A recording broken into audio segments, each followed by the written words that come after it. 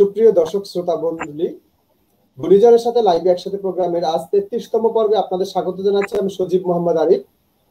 আজ আমার অতিথি হয়ে এসেছেন একজন অত্যন্ত গুণী মানুষ। তিনি একাধারে অনেকগুলো গুণে গুণান্বিত। তিনি একজন শিক্ষিকা, এটা তার প্রথম এবং পেশাগত পরিচয়। এর বাহিরেও তিনি একাধারে কবি, সংগঠক, নাট্যশিল্পী, বাচিক শিল্পী, এছাড়াও আপু অনেক গুণে গুণান্বিত। তো আমরা তার গুণগুলোর কিঞ্চিত আজকে আপনাদের সামনে তুলে ধরার চেষ্টা করব। সময়ের হয়তো পরিক্রমার কারণে, সময়ের বেরিয়ারের কারণে সবগুলো গুণ নিয়ে সবগুলো বিষয় আমরা তুলে ধরতে না পারলেও চেষ্টা করব সর্বোচ্চ তার থেকে বের করে নিয়ে আসার। তো প্রথমে আমি ধন্যবাদ জানাচ্ছি আপনাকে এই অনুষ্ঠান আমাকে সময় দেওয়ার জন্য। সেই সাথে স্বাগত জানাচ্ছি অনুষ্ঠানে। আসসালামু আলাইকুম। ওয়ালাইকুম আসসালাম আরিফ ভাই, আমিও আপনাকে ধন্যবাদ জানাচ্ছি গুণীজন লাইভের এই 33তম পর্বে আমাকে আমন্ত্রণ জানানোর জন্য।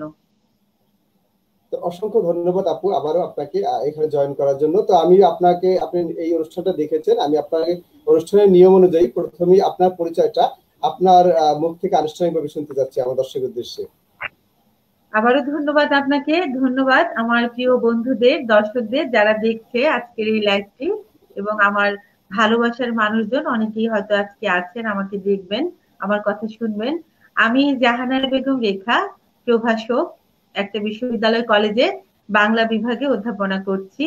আমার হোম ডিস্ট্রিক্ট ব্রাহ্মণবাড়িয়া কসবা উপজেলা। আমার বাবা তৎকালীন বাংলাদেশ রাইফেলসের ডেপুটি অ্যাসিস্ট্যান্ট ডিরেক্টর, অবসরপ্রাপ্ত, এবং আমার বাবা একজন বীর মুক্তিযোদ্ধা।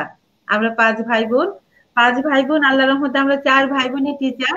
5 ভাই বোনই আমরা মাস্টার ডিগ্রি কমপ্লিট করেছি, এবং সংস্কৃতির সাথে আমাদের সবার পদচারণা আছে। এইটা সবচেয়ে একটা ভালো দিক যে একই পরিবারে আমরা সবাই মোটামুটি সংস্কৃতি মনা। এই ছোটবেলা থেকেই আছি এই গান বাজনা সংস্কৃতি নিয়ে।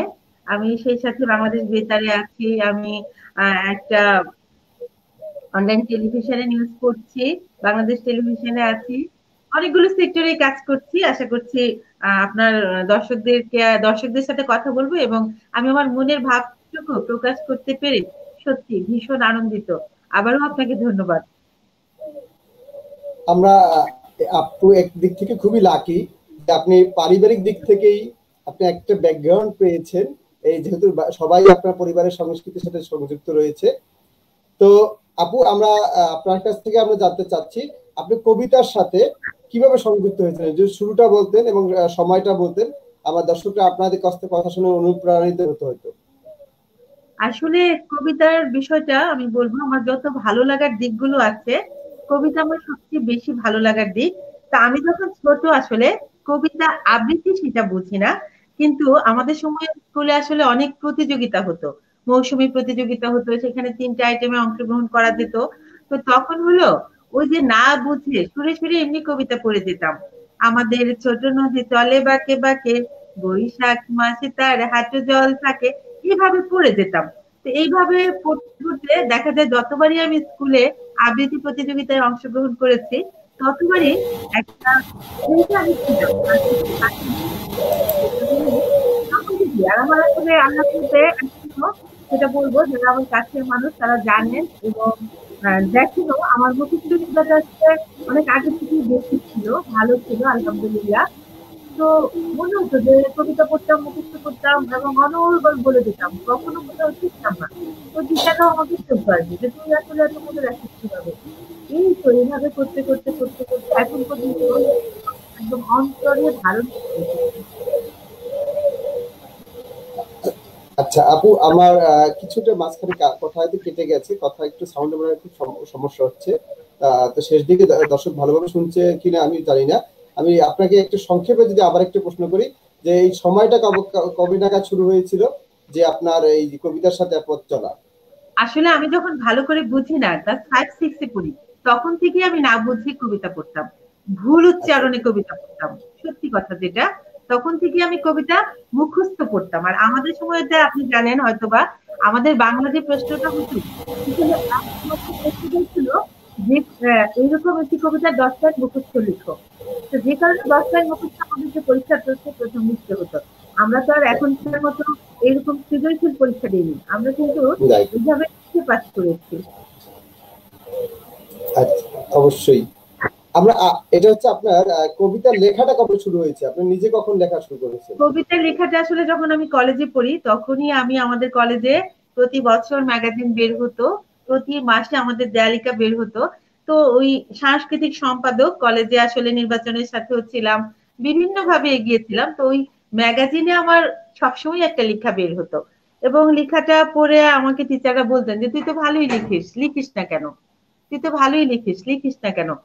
তো ওই লেখাগুলো আমার এখনো আছে, ম্যাগাজিন গুলো এখনো আছে। তো সুযোগের একটা ব্যাপার থাকে আসলে, আমরা অনেকেই, আমি জানি আমাদের অনেক কবিরা অনেক ভালো লিখেন, কিন্তু প্রাতিষ্ঠানিক ভাবে শৈল্পিক ভাবে সেই কবিতাটা রূপ পায়, একটা বই বের করা, সবকিছু মিলে এটা হয়তো সবসময় সবাই করতে পারে না। সময়, সুযোগ এবং অর্থের একটা ব্যাপার, সবকিছু মিলিয়ে। তো প্রথম বই বের করেছি আমি 2015-তে। আমার যৌথ কবিতার বই আছে 5টি, যৌথ গল্পের বই আছে একটি, এবং এবছর 2019 বইমেলায় আমার একক একটি গল্প গ্রন্থ বেরিয়েছে। আমরা কি বইগুলো দেখতে পারি আপা? আমি প্রশ্নগুলো করতাম বইগুলো বইগুলোর নাম বলছি, আপাতত আসলে বইগুলো কাছে রাখিনি আমি, যে কালকে বইগুলো দেখেছিলাম। আমার গল্প গ্রন্থ একক নীল জলে ডুব, আর যৌথ গল্প গ্রন্থ হলো গল্পাঞ্জলি নামে। আমার সেই বইটিতে সেলিনা হোসেন আপার লেখাও আছে, প্রখ্যাত কথা সাহিত্যিক, এবং ভালো ভালো লেখকদের লেখার সাথে আমার লেখা যুক্ত হয়েছে। আর 5টি কবিতার বই বেরিয়েছে ঘাস ফুলে শিশির নেই কাব্যগ্রন্থে, তারপরে হলো পদাবলীর যাত্রা, ভালোবাসার গল্প সমগ্র, যৌথ বই বেরিয়েছে শব্দ মেঘ 2, এরকম 5টি বই বেরিয়েছে। এছাড়াও আমি আসলে প্রতি মাসে প্রমিলা একটি ম্যাগাজিন আছে, সেই ম্যাগাজিনে প্রতি মাসে লেখা দেই। সমধারা একটি ম্যাগাজিন, সেই ম্যাগাজিনে লেখা দেই। আমাদের কুমিল্লার একটি পত্রিকা আছে সমতটের কাগজ, সেই কাগজে আমি প্রতি মাসেই লেখা দিই। আচ্ছা আপু, আমরা এই পর্যায়ে কি একটা কবিতা শুনতে পারি? আমরা কথা বলবো অবশ্যই কবিতা নিয়ে এসেছি, কবিতা শোনাবো বলে। তো আমি প্রথমে খুব দিনকালটা আসলে যেমন যাচ্ছে সবকিছু মিলে আজকে প্রথমে যে কবিতাটি শোনাবো সেটি হলো শামসুর রহমানের একটি কবিতা পান্থজন। অত্যন্ত মানবতা বোধের দিক থেকে কবিতাটি সর্বোৎকৃষ্ট আমি বলবো। তো সেই কবিতাটি আমি প্রথমে শোনাচ্ছি, পান্থজন, শামসুর রহমান। বহু পথ হেঁটে ওরা 5 জন গোধূলিতে এসে বসে প্রবীণ বৃক্ষের নিচে ক্লান্তি মুছে নিতে। গাছের একটি পাখি সুধায় ওদের, বলতো তোমরা কারা? প্রশ্ন শুনে পান্থজন ঝুঁকে পড়ে নিজের বোধের কাছে। বলে একজন, হিন্দুত্বের প্রতি আজন্ম আমার টান। দ্বিতীয় জনের কণ্ঠ বাঁশির মতন বাজে, আমি বৌদ্ধ হীন জান। এবং তৃতীয় জন বলে, আমি এক নিষ্ঠাবান বিনীত খ্রিস্টান। চতুর্থ পথিক করে উচ্চারণ, আমার ঈমান করেছি অর্পণ, আমি খোদার আরশে, আমি তো মুসলমান। পঞ্চম পথিক খুব কৌতূহল বসে, ফুরিয়ে পতঙ্গ এক বলে স্মিত স্বরে, আমি তো মানব সন্তান, আমি তো মানব সন্তান। ধন্যবাদ আরিফ ভাই। অসাধারণ অসাধারণ আপনার উচ্চারণ এবং কবিতার আবৃত্তি। তো আপু, আমি এবার যে প্রশ্নটা করতে চাচ্ছি, আপনার যেহেতু অনেকগুলো গুণান্বিত সময়ের সাথে সংগতি রেখে আমি একটু দ্রুত যাওয়ার চেষ্টা করছি। তো আপনি বাংলাদেশ বেতারে নিয়মিত নাটকে অভিনয় করেন, আপনি একজন নাট্যশিল্পী। তো এইটা যাত্রা কিভাবে শুরু হয়েছিল, আমরা যাত্রাটা শুনতে চাচ্ছি। আসলে ছোটবেলায় এত রেডিও শুনতাম, এত রেডিও শুনতাম, রেডিওর প্রত্যেকটা আর্টিস্টের ভয়েস কানের মধ্যে লেগে থাকতো সারাক্ষণ। রেডিও বলে মনে হচ্ছিল একদিকে জীবন আরেকদিকে রেডিও। তো রেডিও শুনতে শুনতে রেডিওর প্রতি এত ভালোবাসা জন্মেছিল, কেবলই মনে হতো যে আমি যদি কখনো এই রেডিওর ভিতরে ঢুকে কথা বলতে পারতাম, ওদের কথা এত সুন্দর কিভাবে হয়, কিভাবে রেডিওতে কথা বলে। তারপর আমি 96-এ ঢাকায় আসি। ঢাকায় এসে আমি অনেকগুলো কর্মশালা করি। আমার আসলে নিউজ প্রেজেন্টার হওয়ার একটা শখ ছিল ছোটবেলা থেকে। তো নিউজের অনেকগুলো কর্মশালা আমি করি। আমি এটেন বাংলাতে কোর্স করেছি, টিভিতে কোর্স করেছি, jobs1.com এ করেছি, সরবাণী একটা প্রতিষ্ঠান সেখানে করেছি। এটা হলো রেডিওতে ঢোকার আগে। তো ওই নিউজ প্রেজেন্টার হব, ওই কোর্স করতে করতে আসলে ওই কোর্সের মাধ্যমে কিন্তু আবৃত্তির কোর্স গুলো থাকে, শুদ্ধ উচ্চারণ, বাচন শৈলী সবগুলোই থাকে। তো তারপরে আমি হলো 2005-এ বাংলাদেশ বেতারে এনলিস্টেড হই একটা শাখায়, সেটা হলো বাংলাদেশ বেতারের সবচেয়ে জনপ্রিয় যে একটা ম্যাগাজিন অনুষ্ঠান উত্তরণ। আমি সেই উত্তরণের নিয়মিত পাণ্ডুলিপি পাঠক, উপস্থাপক আর কি।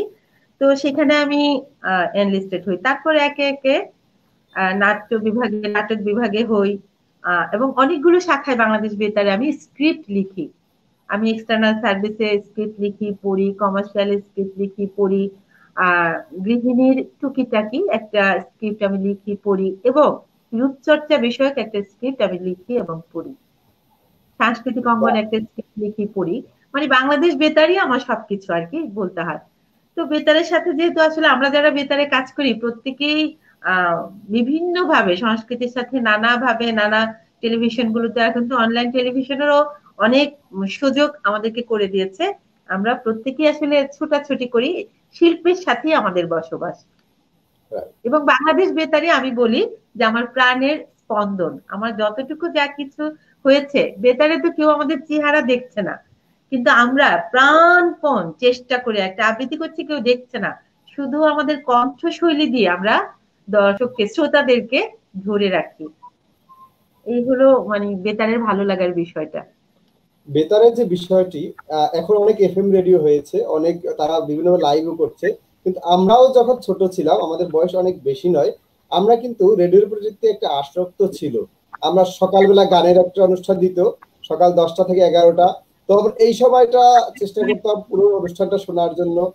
তো এইরকম বেতারের প্রতি মানুষের একটা আসক্তি ছিল। এবং আজকে যারা প্রতিষ্ঠিত শিল্পী, আমাদের দেশেরটাই বলি, রুনা লালা, সাবিনা ইয়াসমিন, আমরা কিন্তু বেতারেতে গান শুনে এদেরকে দেবতা বা ভিন্ন কিছু ভাবতাম। তারা যে মানুষ, তারা যে সাধারণ মানুষ, এটা আসলে আমাদের ভাবনার জগতে ছিল না, যেহেতু তাদের মানে দেখতাম না।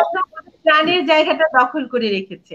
এবং আমি জি, আরেকটু বলি আপনাকে আরিফ ভাই, আমি যেদিন বেতারে প্রথম পাশ করি, আমি তখন তো মোবাইল তো ছিলই না, ল্যান্ড ফোন, পিএবিএক্স লাইন থেকে আমি বাড়িতে আমার বড় বোনকে ফোন দিয়ে, আমার দুলাভাইকে ফোন দিয়ে, আমি মানে আমার মধ্যে যে একটা এক্সাইটমেন্ট কাজ করেছে, আমি রেডিওতে টিকেছি, এই যে আমার মধ্যে একটা এক্সাইটমেন্ট কাজ করেছে, এটা আমি বোঝাতে পারবো না।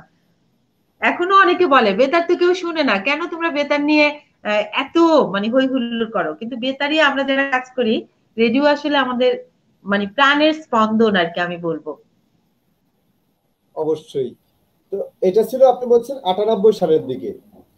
জি জি। It's a long journey. Almost 22 years has gone.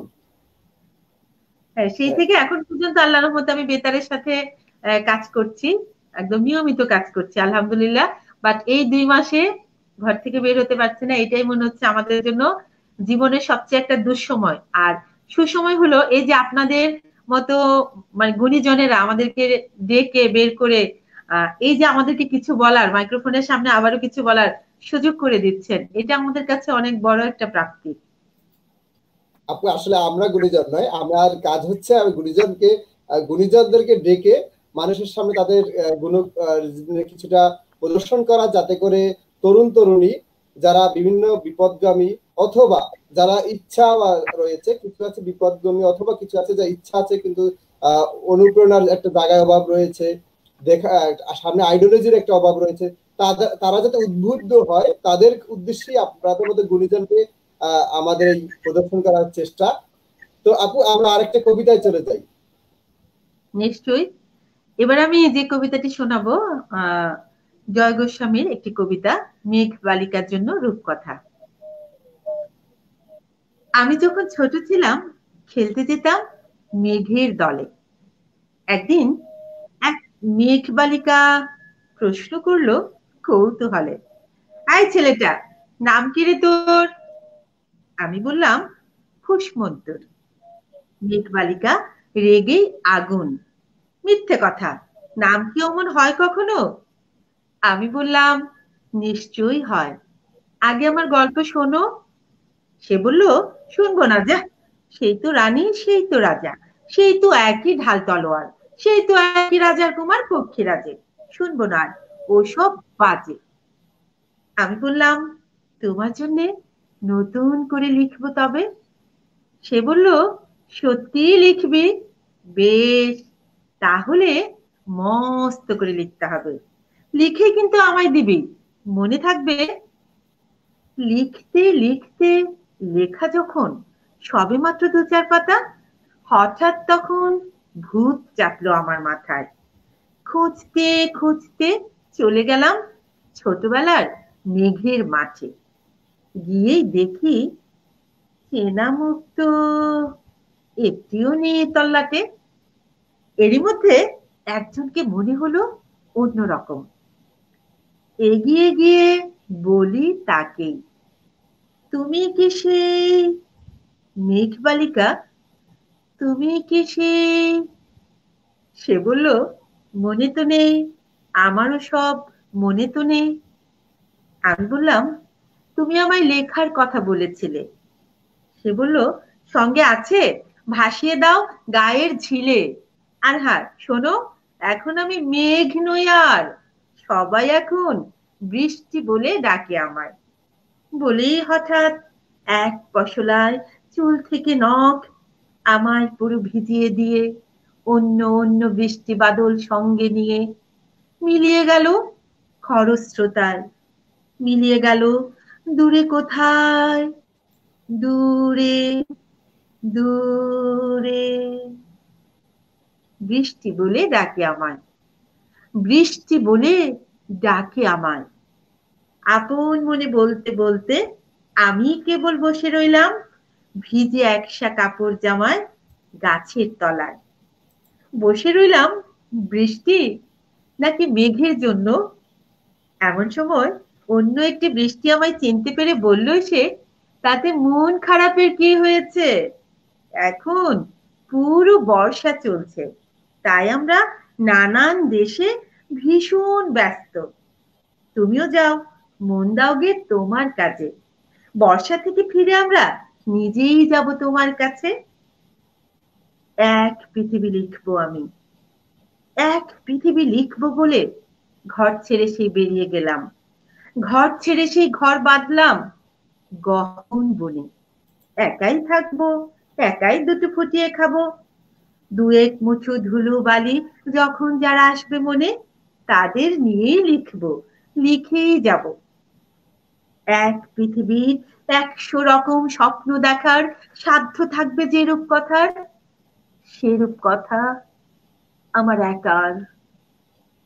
ঘাড় গুজে দিন লিখতে লিখতে, ঘাড় গুজে রাত লিখতে লিখতে, মুছেছে দিন, মুছেছে রাত। যখন আমার লেখবার হাত অসাড় হলো, মনে পড়লো সাল কি তারিখ, বছর কি মাস, সেসব হিসেব আর করিনি।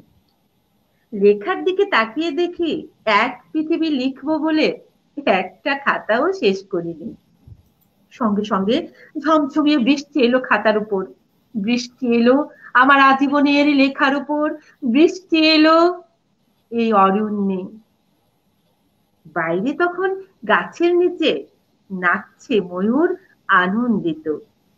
এ গাছ ও গাছ উঠছে পাখি, বলছে পাখি, এই অরণ্যে কবির জন্যে আমরা থাকি, কবির জন্যে আমরা কোথাও, আমরা কোথাও, আমরা কোথাও হার মানিনি। কবি তখন কুটির থেকে তাকিয়ে আছে অনেক দূরে, বনের পরে, মাঠের পরে, নদীর পরে, সেই যেখানে সারা জীবন বৃষ্টি পড়ে, সেই যেখানে কেউ যায়নি, কেউ যায় না কোনো দিনই। আজ সে কবি দেখতে পাচ্ছে সেই দেশে, সেই ঝর্ণা তলায় এদিক ওদিক ছুটে বেড়ায় সোনায় মোড়া মেঘ হরিণী, কিশোর বেলার হরিণী। ধন্যবাদ আরিফ ভাই। অসম্ভব সুন্দর, অসম্ভব সুন্দর, দারুণ আবৃত্তি। আমাদের দর্শক শ্রোতাদের কমেন্টগুলো যদি আপনারা পড়ি, কিছুটা বুঝতে পারবেন আমার কথাগুলো কতটা সত্যি, কতটা তারা উচ্ছ্বাসিত। আমরা একটু কমেন্টগুলো একটু পড়ে নেই। আমরা যে আমাদের প্রথমে যে কমেন্ট করছেন মিধাদ আহমেদ, সিলেটের অত্যন্ত একজন প্রতিভাবান তরুণ, দেখেছে ভালো লাগছে দেখে। আর একবার ছড়াকার লিখেছেন হাবিবুল্লাহ মিসবা, আমার প্রিয় মানুষ, লিখছে ভালো লাগছে। এরপরে লিখেছেন সাবিনা সিরাজ, সাবিনা সিরাজ লিখেছেন দেখছি। এমডি মোতালেব লিখেছেন মাশাল্লাহ প্রিয় আপু, খুব চমৎকার উপস্থাপন। আপনার সাবিনা সিরাজ আবারও লিখেছেন শুভকামনা রইল। আলিমুদ্দিন আলম ভাই লিখেছেন, কবি সিলেটের, লিখেছেন আপার আবৃত্তি চমৎকার, আমার সৃষ্টি জগৎ কবিতাটি তিনি আবৃত্তি করেছেন। আপনি উনিও একদিন আমার অনুষ্ঠানে এসেছিলেন, উনি সিলেটের কবি, আপনি দেখতেছেন আপার আবৃত্তিটি চমৎকার, আমার সৃষ্টি জগৎ। সাবিনা সিরাজ আপা লিখেছেন আপু অনেক সুন্দর হচ্ছে, বেশ আপনার আবৃত্তি শুনে বলেছেন আবার আপু অসাধারণ আবৃত্তি। পরে আবারও লিখছেন অনেক সুন্দর আবৃত্তি আপু। আসলে ভালোবাসার মানুষগুলো ভালোবাসে বলেই কিন্তু কবিতাকে আমরা প্রাণ দিতে পারি। আর সত্যি কথা বলতে কবিতার কিন্তু এখন অনেক প্রসার ঘটেছে, মানুষ এখন আবৃত্তি শুনে, ভালোবাসে, কান দিয়ে শোনে। তো সেটাই আর কি, ভালো লাগে। আরেক ভাই লিখছে ওমর ফারুক সাগর, লিখছে ওয়াও নাইস। সাবিনা আপু আবারও লিখেছেন অনেক সুন্দর আয়োজন, আবারও লিখেছেন ভালো লাগছে প্রোগ্রাম। আপু আমাদের সাথে শুরু থেকেই আছেন, ধন্যবাদ আপু আপনাকে শোনার জন্য। উনি একটা রিকোয়েস্টও করেছেন যদি সম্ভব হয় আপনার। সাবিনা সিরাজ আপু লিখছেন আপু কামাল পোশাক কবিতাটা শুনতে চাই, এটা নিশ্চয়ই আপনার কণ্ঠে অসাধারণ লাগবে, কারণ আপনার উচ্চারণে এই কবিতাটা উচ্চারণে একটা বিষয় আছে, তালের একটা বিষয় আছে। আমরা হয়তো রেডিও প্রোগ্রামের কথা শুনে প্রিয় সরাকার হাবিবুল্লাহ মিসবাহ ভাই বলেছেন আপনার অনুষ্ঠানের জন্য প্রতিদিন অপেক্ষা করি। ধন্যবাদ ভাই আপনাকে, আপনাদের জন্য এই অনুষ্ঠান। সেজান লিখেছেন আসসালামু আলাইকুম আন্টি। ধন্যবাদ সবাইকে আমার তরফ থেকে, যারা দেখছেন অসম্ভব ধন্যবাদ। আপনাদের ভালোবাসাই হলো আমার পথ চলার অনুপ্রেরণা, অবশ্যই পাশে থাকবেন সব সময়, এটাই প্রত্যাশা করি। একটা বিকেল ছদ্মনামে উনি লিখেছেন নাইস হচ্ছে। জয়ন্ত রূপন গোস্বামী, অসাধারণ শ্রুতিমধুর, আসলেই শ্রুতিমধুর, আপনার আবৃত্তি অসাধারণ। ধন্যবাদ ধন্যবাদ। আসলে শফিক ভুইয়া সুন্দর।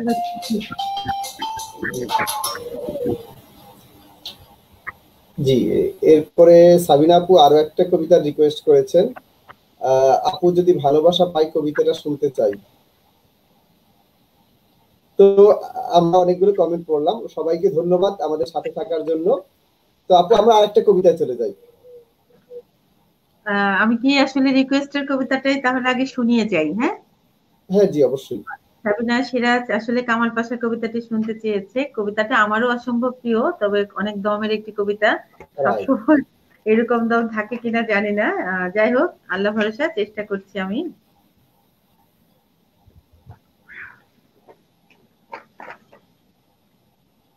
কাজী নজরুল ইসলামের কামাল পাশা, কবিতাটি অনেক বড়, আমি কবিতাটির অংশ বিশেষ শোনাচ্ছি। ওই খেপেছে পাগলি মায়ের দামাল ছেলে কামাল ভাই, অসুর পুরে সোর উঠেছে জোরছে সামাল সামাল তাই, কামাল তুনে কামাল কিয়া ভাই, হো হো কামাল তুনে কামাল কিয়া ভাই। Left right left, left right left, সাব্বাস ভাই সাব্বাস দেই সাব্বাস, তোরে শমশেরে পাঠিয়ে দিলি দুশ্মনে সব জমঘর একদম সেরে। বল দেখি ভাই বল হারে, দুনিয়ায় কে ডর করে না তুর্কির তেজ তলোয়ারে। খুব কিয়া ভাই খুব কিয়া, বুঝবি ওই দুশ্মন সব বিলকুল সাফ হো গিয়া। খুব কিয়া ভাই খুব কিয়া, হুরুহু হুরুহু, দস্যুগুলোই সামলাতে যে এমনি দামাল কামাল চাই, কামাল তুনে কামাল কিয়া ভাই, হো হো কামাল তুনে কামাল কিয়া ভাই। শির হতে এই পাউতাক ভাই লাল লালে লাল খুন মেখে রণভীতুদের শান্তি বাণী শুনবে কে? পিণ্ডারীদের কোন রঙিন নখ ভাঙা এই নীল সঙ্গীন তুই আর হায় হরদম ভাই ফাটতে জিগার শত্রুদের হিংসুকে দল জোর তুলেছি সত্যদের সাবাস জোয়ান সাবাস হিনজীবী ওই জীবগুলোকে পায়ের তলায় দাবাস এমনি করে রে এমনি জোরে রে হিনজীবী ওই জীবগুলোকে পায়ের তলায় দাবাস ওই চেয়ে দেখ আসমানে আজ রক্ত রবির আভাস সাবাস জোয়ান সাবাস হিংসুটে ওই জীবগুলো ভাই নাম ডুবালে সৈনিকের তাই তারা আজ নেস্ত নাবুদ আমরা মোটেই হই নিজের পরের মুলুক লুট করে খায় ডাকাত তারা ডাকাত তাই তাদের তরে বরাদ্দ ভাই আঘাত শুধু আঘাত কি বলো ভাই সেনাথ হুরহু হুরহু দনুজি দলে দলতে দাদা এমনি দামাল কামাল চাই কামাল তুনে কামাল কিয়া ভাই হহু কামাল তুনে কামাল কিয়া ভাই আজাদ মানুষ বন্দি করে অধীন করে স্বাধীন দেশ কুলমুলুকের কুষ্টি করে জোর দেখালে কদিন বেশ মোদের হাতে তুর্কি নাচন নাচলে তাধীন শেষ হুরহু হুরহু বদনসিবের বরাত খারাপ বরাত দোতাই করলে কিনা আল্লাহর পিশাচগুলো পড়লো এসে পেল্লায় এই পাগলাদেরই পাল্লায় এই পাগলাদেরই পাল্লায় ওদের কল্লা দেখে আল্লাহ ডরায় হল্লা শুধু হল্লা ওদের হল্লা শুধু হল্লা এক মুরগির জোর গায়ে নেই ধরতে আসেন তুর্কি তাজি মর্দ গাজী মোল্লা হা হা হা হেসে দাঁড়িয়েছে রে বা হা হা হা হা হা সাচ্চা ছিল সৈন্য যারা শহীদ হলো মরে তোদের মতন পিঠ ফেরেনি প্রাণটা হাতে করে ওরা শহীদ হলো মরে পিঠনিকে পিঠ যে তোদের পিঠ হয়েছে এমন পৃষ্ঠে তোদের বর্ষা বেধা বীর সে তোরা এমন মুদ্দারা সব যুদ্ধে আসিস খুন দেখেছিস বীরের দেখ টকটকে লাল কেমন গরম তাজা এরাই বলেন হবেন রাজা আরে যা যা উচিত সাজা তাই দিয়েছে শক্ত ছেলে কামাল ভাই এই তো চাই থাকলে স্বাধীন সবাই আছে নেই তো নাই মার দিয়া ভাই মার দিয়া দুশ্মন সব হার গিয়া किल्ला फतेह हो गया परवा नहीं जाने दो भाई जो गया किल्ला फतेह हो गया जोर से चलो पा मिलिए गा हिलिए एमनी करे हाथ दुलिए दाঁতটা তালে 1 2 3 পা মিলিয়ে ঢেউয়ের মতন যায় আজ স্বাধীন এ দেশ আজাদ মোরা বেহেশত না চাই আজ বেহেশত না চাই আজ বেহেশত না চাই আজ বেহেশত না চাই আজ বেহেশত না চাই ধন্যবাদ আরিফ ভাই অসাধারণ অসাধারণ অসাধারণ কামাল কিয়া আসলে এই কবিতাটা আমার পছন্দের গতকালকে পড়েছিলাম আজকে ভেবেছিলাম এই কবিতাটা আর পড়বো না বাট রিকোয়েস্ট পেয়ে পড়লাম আর কি আপু আসলে আপনার যেটা আমি পজিটিভ দিক বলবো আপনি কবিতাগুলো মুখস্থ পাঠ করছেন আবৃত্তি করছেন আমরা একটা কবিতা আমি প্রায় 12 থেকে 1300 কবিতা নিজে লিখেছি কিন্তু একটা কবিতা আমার মুখস্থ নেই আমার নিজের কবিতা মুখস্থ নেই সেক্ষেত্রে আপনি এই ধর এত বড় বড় কবিতা মুখস্থ পাঠ করছেন আবৃত্তি করছেন এটা আপনার সবথেকে বড় দিক যে কারণে আপনার ছন্দ আপনার পাঠের ক্ষেত্রে কোনো রকম বিন্দুমাত্র কোথাও ত্রুটি বিচ্যুতি হচ্ছে না যদি মুখস্থ না থাকে দেখে বা কোথাও তখন কিন্তু এত বড় বড় কবিতা আবৃত্তি করা একটু সো ডিফিকাল্ট আমি আসলে অসাধারণ যতবারই দেখে পড়তে গিয়েছি ততবারই আমার কাছে মনে হচ্ছে আমি এভাবে দেখি তারপরে আবার মানে অ্যাটেনশনটা দিয়ে দর্শকের দিকে এতে করে আমি কবিতার খেয়ে হারিয়ে ফেলি তো আসলে রান্না ঘরে যখন যা করি কবিতা ছেড়ে রাখি ওই কবিতাই মুখস্থ করতে থাকি সারাক্ষণ শুনতে শুনতে কিছু কবিতা পছন্দের কবিতাগুলো মুখস্থ করে ফেলেছি এই আর কি একটু মনে আমি আপনাকে আরেকটু বলি আমি বঙ্গবন্ধুর ৭ই মার্চের ভাষণ পুরোটা মুখস্থ পারি এবং আমার কলেজে প্রতি বছরই বঙ্গবন্ধু 17ই মার্চ কিংবা যখনই বঙ্গবন্ধুকে নিয়ে 15ই যে কোনো আগস্ট। প্রোগ্রাম হয়, আমি সবার আগে আমি এই 7ই মার্চের ভাষণ আমি আগে পার্টিসিপেট করি, তারপরে প্রোগ্রাম শুরু বাহ। হয়। পুরো ভাষণটাই আমার মুখস্থ আছে এবং আল্লাহর মধ্যে সবাই এটার জন্য আমাকে অনেক অ্যাপ্রিসিয়েট করে।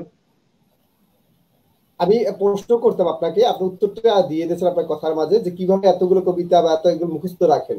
তো দর্শক শ্রোতা যদি শুনে থাকেন ভালোভাবে, আপু অন্তত, বলে দিয়েছে অলরেডি যে তিনি রান্নাঘরে কাজ করতে করতে কবিতাগুলো ছেড়ে রাখেন এবং এভাবে শুনে শুনে তিনি মুখস্থ করেন।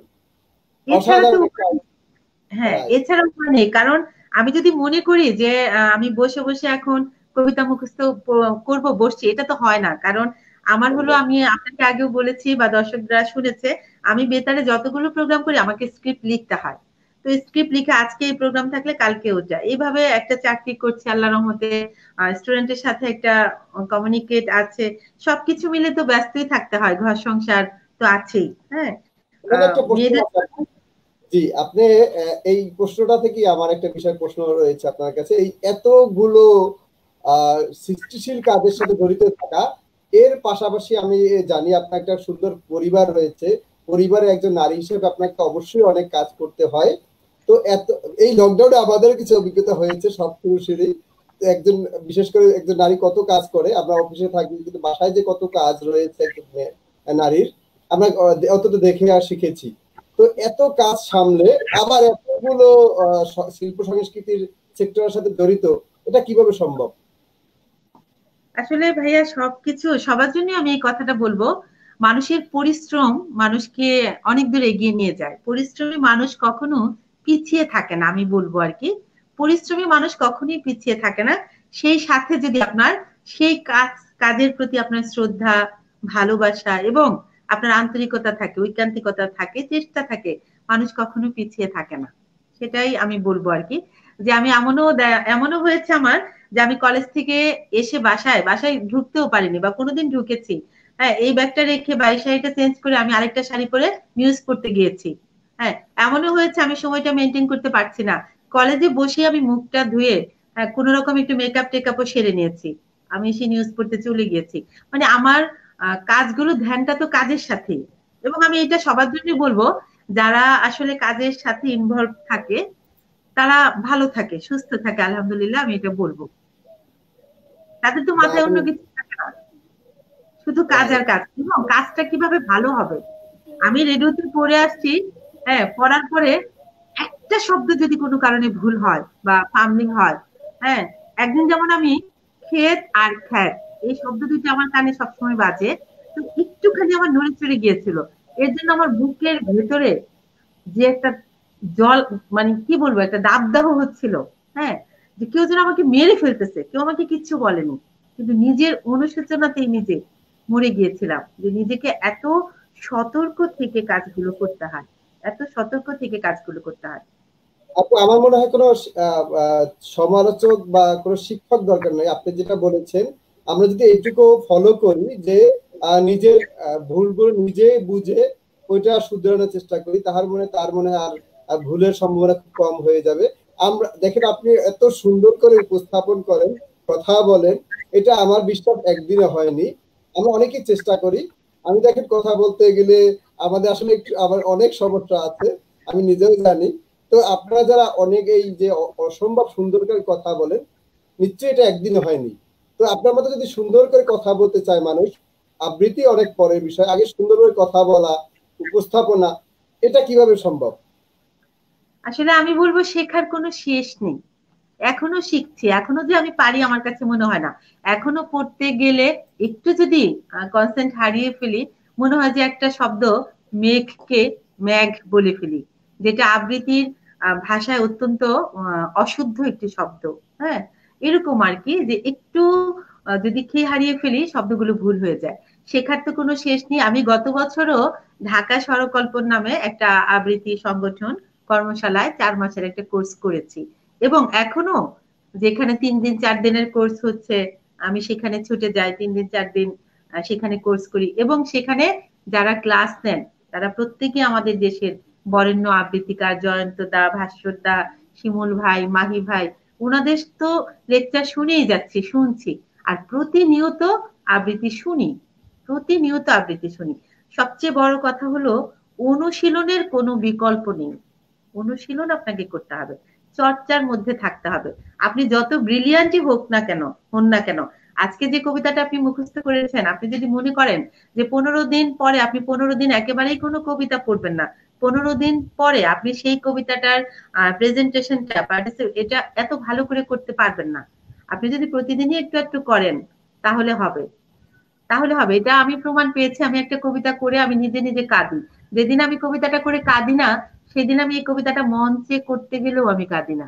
আমি যদি সেই ফিলটা ভেতরে না আনি, আমার কান্না আসে না। তা আমার যদি কান্না না আসে সেই কবিতা পড়ে, দর্শকের কি কান্না আসবে? কখনোই না। কবিতা তো এমন একটা বিষয় যে আপনি কথা দিয়ে সেই দৃশ্য, সেই চিত্রকল্প গোটা জাতির কাছে তুলে ধরছেন। জাতি আপনার কথার মাধ্যমে বুঝতে পারছে, অনুভব করছে, হৃদয়ের সুখ কিংবা দুঃখ, যে আবেশ, সেটা কিন্তু আপনি আপনার কথার অনুভূতি দিয়ে, রেশ দিয়ে আপনি সবার মাঝে, সবার হৃদয়ে ছড়িয়ে দিচ্ছেন। তো এটার জন্য অবশ্যই অনুশীলনের কোনো বিকল্প নেই, আমি বলবো। অসাধারণ বলেছেন। তা আমরা আবার একটি কবিতা শুনতে চাই, অসংখ্য দর্শক আমাদের এই কবিতা শুনতে চাচ্ছে, তো আমরা আবার কবিতায় ফিরে যাই। এবার আমি যে কবিতাটি শোনাবো সেটি সৈয়দ শামসুল হকের একটি কবিতা, এবং খুব বিখ্যাত একটি কবিতা, নুরুল দিনের সারা জীবন। অসাধারণ কবিতা। নীলক্ষা আকাশ নীল, হাজার হাজার তারা ওই নীলে অগণিত, আর নিচে গ্রাম গঞ্জ, হাট, জনপদ, লোকালয় আছে ৬৯,০০০। ধবল দুধের মতো জ্যোৎস্না তার, ঢালিতেছে চাঁদ পূর্ণিমার। নষ্ট ক্ষেত, নষ্ট মাঠ, নদী নষ্ট, বীজ নষ্ট, বড় নষ্ট যখন সংসার, তখন নীলক্ষার নীলে তীব্র শীষ দিয়ে কেন দেখা দেয় এত বড় চাঁদ। অতি অকস্মাৎ স্তব্ধতার দেহ ছিঁড়ে কোন ধ্বনি, কোন শব্দ, কিসের প্রপাত। গোল হয়ে আসুন সকলে, ঘন হয়ে আসুন সকলে, আমার মিনতি আজ স্থির হয়ে বসুন সকলে।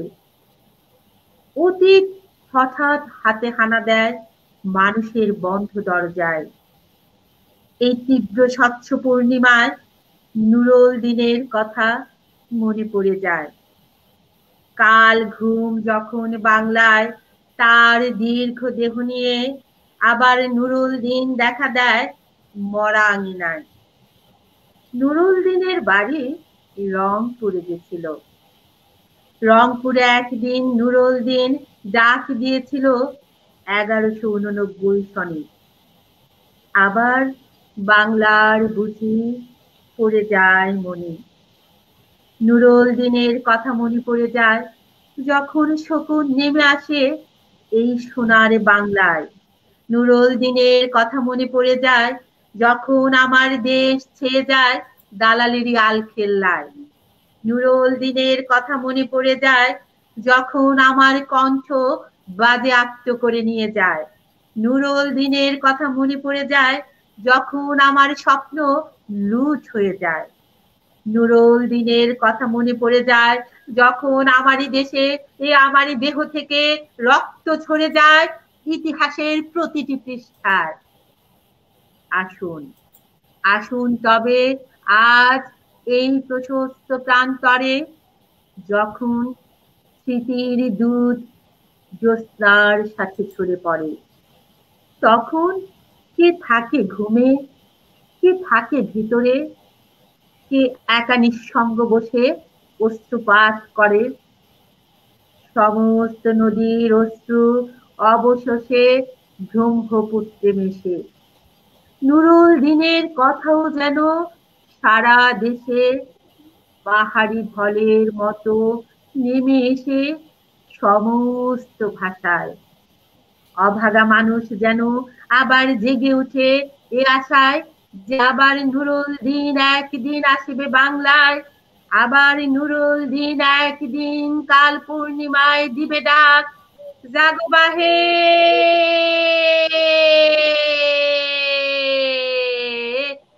কণ্ঠে সবাই। অসাধারণ, অসাধারণ, দারুণ আবৃত্তি, ধন্যবাদ। চমৎকার আবৃত্তি আপু। অসংখ্যবার আমরা এই কবিতাটা শুনেছি, একটা বিখ্যাত কবিতা, তবে আপনার কণ্ঠে আজকে একটু ভিন্ন মাত্রা পেল। অসাধারণ আপনার উচ্চারণ এবং আবেগের সাথে, কবিতার ভাবের সাথে আবেগটা অসাধারণ। তো অসংখ্য ধন্যবাদ আপনাকে এই অসাধারণ একটা কবিতা আমাদের উপস্থাপন করার জন্য। তো আমি এই পর্যায়ে যে প্রশ্নটি আপনার কাছে করতে চাই, আপনি একজন শিক্ষিকা, আপনি একটি কলেজের প্রভাষক এবং একজন গুণী মানুষ। এই দুইটি দিক থেকেই আমি তরুণ সমাজের প্রতি আপনার কি পরামর্শ থাকবে? এই অনুষ্ঠানটার মূল টার্গেট হচ্ছে আমাদের তরুণ সমাজ, যারা আপনাদের কাছ থেকে অনুপ্রাণিত হবে। তো এই তরুণ সমাজের প্রতি আপনার কি নির্দেশনা থাকবে বা কি পরামর্শ থাকবে? আসলে আমি 96 থেকে শিক্ষকতা করছি। আমি এয়ারপোর্ট এলাকায় সাতক্ষীরা বিশ্ববিদ্যালয় কলেজ নামে একটি কলেজে আছি বাংলা বিষয়ের প্রভাষক হিসেবে। প্রতি বছর আমার শত শত ছাত্রছাত্রী বেরিয়ে যাচ্ছে এবং অনেকেই অনেক বড় কিছু করছে। তো সময়ের সাথে তাল মিলিয়ে প্রযুক্তির কারণে দেখা গিয়েছে যে আমাদের আগের স্টুডেন্টদের মধ্যে যে বিনয়টা আমরা পেয়েছি অনেকটা কমে গেছে। কিন্তু কমে গেলেও আমি বলবো যে এখনকার ছেলেমেয়েরা দু একজন তো আসলে ব্যতিক্রম সবসময়ই থাকবে, সবসময়ই থাকবে। পরিবারের দিক থেকেই বলেন কিংবা বাইরের দিক থেকেই বলেন, দু চারজন ব্যতিক্রমও থাকে। তারপরেও আমাদেরও মানসিকতার একটু চেঞ্জ করতে হবে, আমাদের শিক্ষকদের, অভিভাবকদের। কারণ ভালোবাসার উপরে কিন্তু জগতে কোনো কিছু নেই। আমি ছোটবেলায় আমাকে একজন বলেছিল, আমার কথাটা প্রায় মনে পড়ে, যে তুমি ধমক দিয়ে কাউকে এখান থেকে ওখানে নিতে পারবে না, পিঠে হাত বুলিয়ে তুমি তাকে মক্কা শরীফ নিতে পারবে। তো আমরাও দেখি যে যে স্টুডেন্ট গুলো ধরেন একটুখানি অ্যাগ্রেসিভ বা এরকম, ওদের সাথে যখন আমরা একটু ভালো বিহেভ করি, ওরা কিন্তু অনেক অনেক বেশি আবেগপ্রবণ হয়ে যায়। ওরা আমাদের জন্য অনেক বেশি ভালোবাসা দেখায়। আর আরেকটা কথা বলবো, তরুণ প্রজন্মের বর্তমান সময়ে ভালো থাকার যে সবচেয়ে বড় দিক, আবারও আমাকে এখানে আসতে হবে, আসলে যে জাতির সংস্কৃতি যত বেশি উন্নত সে জাতি তত বেশি উন্নত। মানুষ যদি সৃজনশীল কাজগুলোর সাথে স্টুডেন্টরা যদি থাকে, কিংবা সবাই, যে কোনো অলস মস্তিষ্ক শয়তানের আড্ডা, এটা আমরা সবাই জানি। ক্রিয়েটিভ কাজগুলো মানুষকে অনেক বেশি আলোকিত করে, কখনোই কোনো বাজে চিন্তা মাথায় আসতে দেয় না। তো আমি সবাইকে বলবো, এই তরুণ প্রজন্মের জন্য বলবো, যেমন আমি আমার কোনো এক স্টুডেন্টকে বলেছিলাম আব্দুল জব্বারের একটা গান, আব্দুল জব্বার নিয়ে, আব্দুল জব্বার কে, সে এই শিল্পীর নামই জানে না। আঞ্জুমানারা শিল্পীর নামই জানে না। ওদের কিন্তু কোনো দোষ নেই, ওরা তো এগুলো শোনে না, ওরা বাংলা গান শোনে না। কলেজে যখন কোনো প্রোগ্রাম হয়, একটা বাংলা গান গাওয়ানোর জন্য যখন বলি কিংবা নাচের জন্য বলি, ম্যাক্সিমাম দেখা যায় হিন্দি গান পারে, কিন্তু বাংলা কোনো গান পারে না। কিংবা আমাদের সময়ে যে যে গানগুলো শুনে শুনে আমরা বড় হয়েছি, মন ছোঁয়া গানগুলো, এই গানগুলো কিন্তু এখন আর খুঁজে পাই না, ওরা শুনে না। বাংলা সংস্কৃতির কাছ থেকে আমাদের এই তরুণ প্রজন্মটা অনেকটাই সরে গিয়েছে আমি বলবো। আর সৃষ্টিশীল কাজের সাথে সম্পৃক্ত থাকা ছেলে মেয়েগুলো অবশ্যই অন্য অনেকের চেয়ে অনেক বেশি মেধাবী হয়, অন্য অনেকের চেয়ে অনেক বেশি মেধাবী হয়। তো যে কারণে তরুণ প্রজন্মের কাছে আমি এই কথাটা বলবো, পড়াশোনা তো আছেই, থাকবেই, প্রযুক্তি এখন হাতের মধ্যেই। সেই প্রযুক্তিটাকে যেন আমরা খারাপ কাজে ব্যবহার না করি, ভালো কাজে ব্যবহার করি। অনেকেই তো দেখছি এখন এই লকডাউনে অনেকেই ইউটিউব চ্যানেল খুলেছে, নতুন নতুন সৃষ্টিশীল কাজগুলো করে ইউটিউবে দিচ্ছে, আমরা দেখতে পাচ্ছি। এটা গুগলে সারা জীবন থেকে যাবে তার এই ক্রিয়েটিভিটি। তো কাজের সাথে সম্পৃক্ত থাকলে, ক্রিয়েটিভিটির সাথে থাকলে, সংস্কৃতির সাথে থাকলে মানুষগুলো অনেক অনেক বেশি আলোকিত মানুষ হবে। পড়ার সাথে থাকলে, আজকে আমি জাহানারা রেখা যতটুকু হয়েছি আমি বলবো যে আমি যখন 9-10-এ পড়ি তখনই আমি ফাল্গুনী মুখোপাধ্যায়ের সাপমোচন বই পড়ে ফেলছি, নিহারঞ্জনের অনেক উপন্যাস পড়ে ফেলছি, এবং মায়ের চোখ ফাঁকি দিয়ে। কারণ মাদের তখন ধারণা ছিল উপন্যাস পড়লে মেয়ে প্রেমে পড়বে, তো যে কারণে ফাঁকি দিয়ে পড়তাম। তো এই যে ফাল্গুনী মুখোপাধ্যায়, আমাদের এই প্রজন্মের ছেলেমেয়েরা এই কথাটা জানেই না, এই উপন্যাসটির নামই জানে না, এবং নিহারঞ্জন জানেই না তারা। সেই যে পড়ুয়া স্টুডেন্ট ছিলাম বলেই হয়তো আজকে এই ভালো লাগা, এই রেস কিংবা এই যে কথা বলতে পারছি, আজকে এখানে এসে আপনার মাধ্যমে দর্শকরা শুনতে পাচ্ছে, এই সবটুকু কিন্তু ছোটবেলা থেকে। এবং এই যে কবিতা মুখস্থের যে বিষয়টা, আমি অনেক জোরে আওয়াজ করে পড়তাম এবং আমার আশেপাশের মানুষেরা বলতো যে ওর জ্বালায়, মানে ভোর রাতে উঠে পড়তাম আর কি, সন্ধ্যা রাতে পড়তাম না, ওর জ্বালায় রাতে ঘুমোতে পারি না, আজানের সময় উঠে পড়তাম। তা আমি আমার ছেলেকে কখনো আওয়াজ করে পড়তে শুনি নাই, কিংবা অনেক ছেলে মেয়েকে আমি আওয়াজ করে পড়তে শুনি নাই, বইয়ের দিকে তাকিয়ে থাকে, আসলে কি পড়লো, আদৌ কোনো উচ্চারণ শুদ্ধ হলো না ভুল হলো শুনিও না। তো কিন্তু আমরা কিন্তু অনেক আওয়াজ করে পড়েছি, সেটা আর কি। তো এই যে জোরে পড়া, মুখস্থ করা, এইগুলো কিন্তু একদিনে হয়নি, এগুলো আসলে ছোটবেলার অভ্যাসেরই অনেকটা প্রতিফলন আমি বলবো আর কি। তো সৃষ্টিশীল কাজগুলো মানুষকে ভালো রাখে, এই জন্য তরুণ প্রজন্মের কাছে আমার এই প্রত্যাশা থাকবে, বেশি করে যেন বই পড়ে, গান শুনে, আবৃত্তি শুনে। এই তো, ভালো থাকার এর চেয়ে বড় কোনো দিক আর নেই, ভালো কোনো দিকই আর হতে পারে না। আর লেখালেখি তো এখন অবশ্যই অসাধারণ বলেছেন আপু। তো আমরা এই আজকের অনুষ্ঠানের শেষ কবিতাটি শুনতে চাই আপনার। আমরা আসলে প্রায় শেষ পর্যায়ে চলে এসেছি। আজকে আসলে শেষ করা খুব কষ্ট লাগবে, আসলে এত আমার সুন্দর আমার আবৃত্তি হচ্ছে। আপনি শেষ মানে পর্যায়ে চলে আসছেন বললেন, তো আমার আসলে আমার কাছে তো মনে হয়েছে আমি কেবলই বসছি আপনার সাথে, তাড়াতাড়ি সময় চলে গেল বুঝতেই পারিনি। যাই হোক, অনেক ভালো লাগলো। আমি শেষ কবিতাটি যেহেতু ভালোবাসার কথা বললাম এবং একটা রিকোয়েস্ট পেয়েছিলাম, ভালোবাসার কবিতাটাই শোনাই। যদি ভালোবাসা পাই, রফিক আজাদের একটি কবিতা, চমৎকার একটি কবিতা। যদি ভালোবাসা পাই, আবার শুধরে নেব জীবনের ভুলগুলি। যদি ভালোবাসা পাই, ব্যাপক দীর্ঘ পথে তুলে নেব ঝোলাঝুলি। যদি ভালোবাসা পাই, শীতের রাতের শেষে মখমল দিন পাবো। যদি ভালোবাসা পাই, পাহাড় ডিঙাবো আর সমুদ্র সাঁতরাবো। যদি ভালোবাসা পাই, আমার আকাশ হবে দ্রুত শরতের নীল। যদি ভালোবাসা পাই, জীবনে আমিও পাবো মধ্য অন্তমিল। যদি ভালোবাসা পাই, আবার শুধরে নেব জীবনের ভুলগুলি। যদি ভালোবাসা পাই, ব্যাপক দীর্ঘ পথে বয়ে যাব কাঁথাগুলি। ধন্যবাদ। বাহ, অসাধারণ, দারুণ কবিতা এবং দারুণ আবৃত্তি। আপু, আমার একটা প্রশ্ন ছিল, আপনি বেতারে কাজ করতেছেন, তো বেতার বা টেলিভিশন দুটোই মাধ্যমেই আপনি রয়েছে, তো তরুণদের মধ্যে একটা আগ্রহ আছে যে বেতার বা টেলিভিশনে আসার, সেক্ষেত্রে তারা কিভাবে এই মাধ্যমগুলোয় যুক্ত হতে পারে?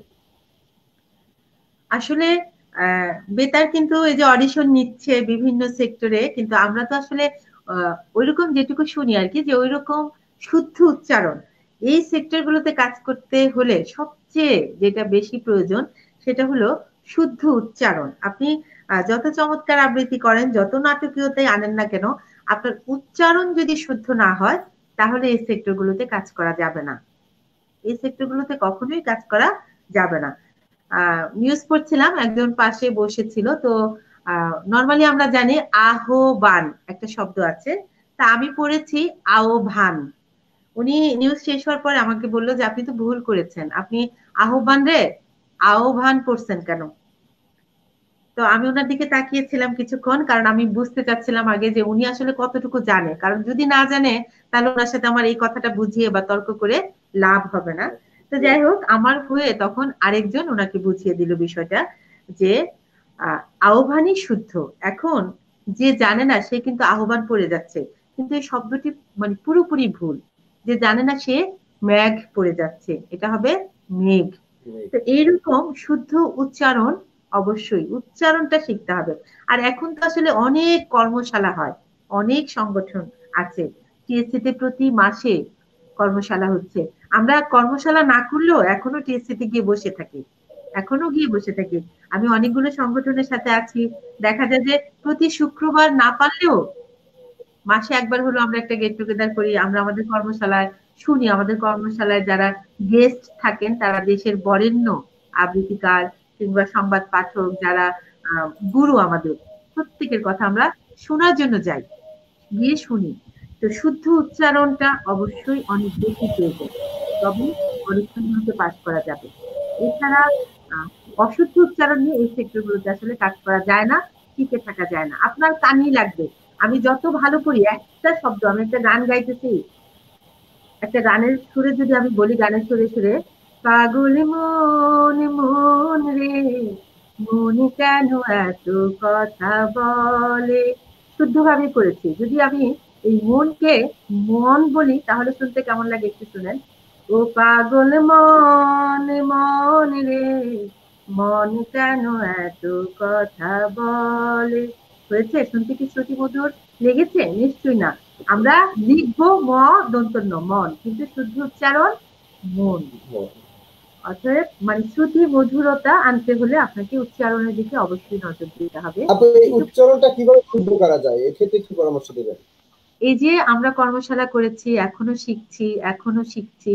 উচ্চারণ কর্মশালাগুলোতে শেখানো হয়। উচ্চারণগুলো শেখার জন্য নিয়মিত কর্মশালা অ্যাটেন্ড করতে হবে। দু একটা কোর্স তো তাকে করতেই হবে, এবং এই যে শুনতে হবে, তাহলেই কানে থাকবে শব্দগুলো। উচ্চারণটা তো আর কেউ আসলে, আর উচ্চারণের তো সূত্র আছে। আমরা যখন কর্মশালা করি, এখন আমি যদি বলি যে আমি লিখেছি স্বরে অ ত রস্বইকার অতি, কিন্তু আমি বলছি অতি, তাহলে কি এটা নিশ্চয়ই একটা সূত্র আছে যে অধ্বনির পরে আগে শব্দের প্রথমে যদি অধ্বনি থাকে এবং তারপরে যদি রস্বইকার থাকে, দীর্ঘ ইকার থাকে, হ্রস্ব উকার থাকে, তাহলে শব্দের উচ্চারণ ওকারান্ত হবে।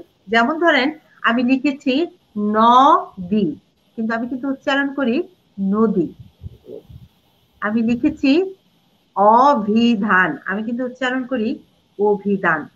আমি লিখেছি দক্ষ, দ কিও, আমি উচ্চারণ করি দক্ষ, পক্ষ, তাই না? তো এইরকম আর কি উচ্চারণের তো সূত্র আছে, এই সূত্রগুলো জানতে হবে, এবং সেগুলো আসলে আপনাকে সার্টিফিকেট নিতে হলে তো আপনাকে স্কুলে ভর্তি হতেই হবে।